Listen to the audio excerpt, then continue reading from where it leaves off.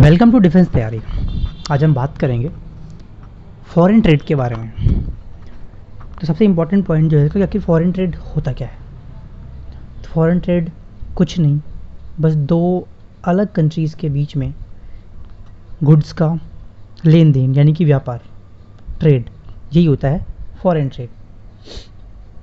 और इसे ही international trade भी कह लेते हैं, या फिर एक्सटर्नल ट्रेड भी कह लेते हैं, या फिर इंटर रीजनल ट्रेड भी कह लेते हैं। और इसके कुछ अगर हम बात करें इसके टाइप्स की, कि टाइप्स ऑफ फॉरेन ट्रेड क्या क्या हैं, तो 3 टाइप्स के होते हैं फॉरेन ट्रेड। पहला है इंपोर्ट ट्रेड, दूसरा एक्सपोर्ट ट्रेड, और तीसरा जो है वो है इंटरपोर्ट ट्रेड। अब क्या होता है इंपोर्ट ट्रेड?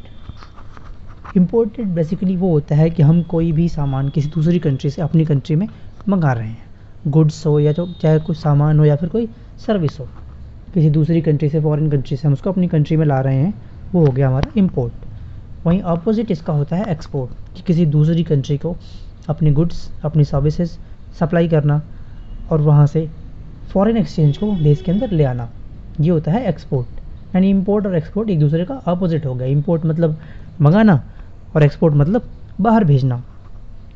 वहीं जो इसका तीसरा पॉइंट है इंटरपोर्ट ट्रेड, ये क्या होता है बेसिकली? पहली टर्म होगी, शायद पहली बार सुना हो। तो ये एक तरीके से होता है कि री एक्सपोर्ट करना, यानी कि पहले कोई चीज़ आपने अपनी कंट्री में मंगाई, उसके बाद उसको किसी दूसरी कंट्री को बेच दिया। सपोज जैसे कोई गुड्स हमने मंगाया नेपाल से मंगाया और श्रीलंका को बेच दिया, रशिया से मंगाया और इसराइल को बेच दिया, यूएसए से मंगाया बांग्लादेश को बेच दिया, म्यांमार को बेच दिया। ये हो गया हमारा इंटरपोर्ट ट्रेड, यानी किसी दूसरी कंट्री से लेकर किसी तीसरी कंट्री को बेच देना, ये होता है हमारा फॉरेन ट्रेड। अब इम्पॉर्टेंट है कि आखिर इसकी हमें ज़रूरत क्या है, जो हमारा फॉरेन ट्रेड है उसकी इम्पोर्टेंस क्या है हमारे लिए, या फिर फॉरेन ट्रेड कंपल्सरी क्यों है, ये नीडेड क्यों है लोगों के लिए। तो सबसे पहला जो इसका पॉइंट है वो है कि डिवीज़न ऑफ लेबर, यानी कि कहीं ना कहीं जो लेबर्स है, लेबर क्वालिटी है, या फिर उनका जो स्पेशलाइजेशन होता है वो हमें मिल जाता है। तो दूसरा है इसका optimum allocation and utilization of resources, यानी कि कहीं ना कहीं जो रिसोर्सेज हैं उनका यूटिलाइजेशन सही तरीके से हो पाता है। इसका जो अगला पॉइंट है वो है इक्वालिटी ऑफ प्राइसेस, यानी कहीं ना कहीं जो प्राइस है वो इक्वल बना रहता है, वो ज़्यादा ऊपर नीचे ट्रेड जो मार्केट है उसमें ज़्यादा वैल्यू ज़्यादा बहुत हाई नहीं हो जाती हैं।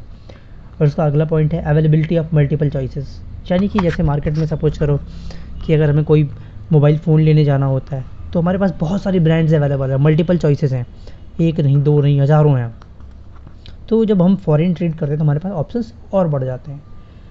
नेक्स्ट पॉइंट इसका है वो अगला है ensures quality and standard goods, यानी क्या हुआ कि क्वालिटी ऑफ गुड्स मिलता है हमें, एक अच्छी क्वालिटी का सामान मिलता है। ऐसा नहीं होता कि हमारे कंपनी या हमारी कंट्री में एक ही कंपनी है, जो भी वो जो गुड्स बनाते हैं वही हम ले रहे हैं, नहीं, ऐसा कुछ नहीं है।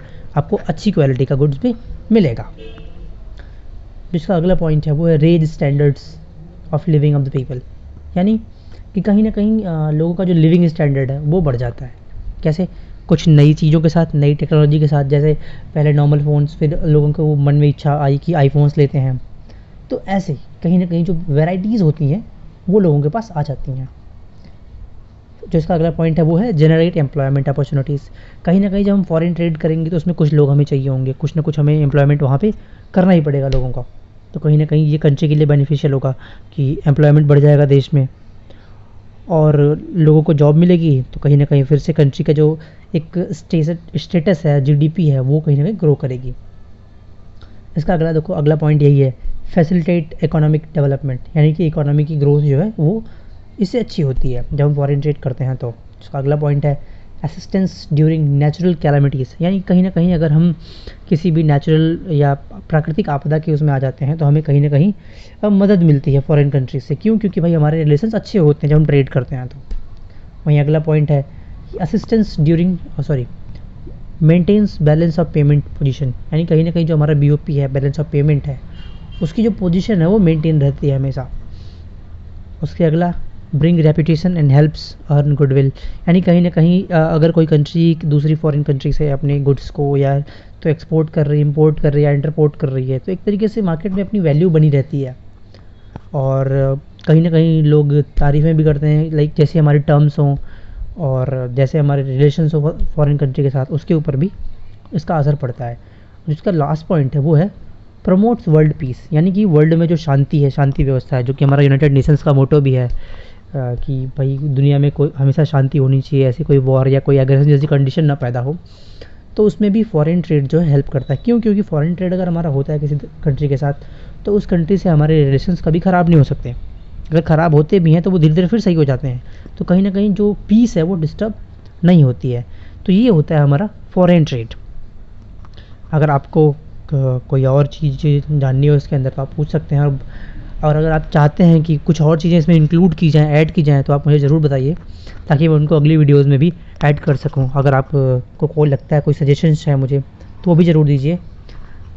और तब तक के लिए चैनल के साथ बने रहिए और सब्सक्राइब करिए और शेयर भी करिए। Thank you.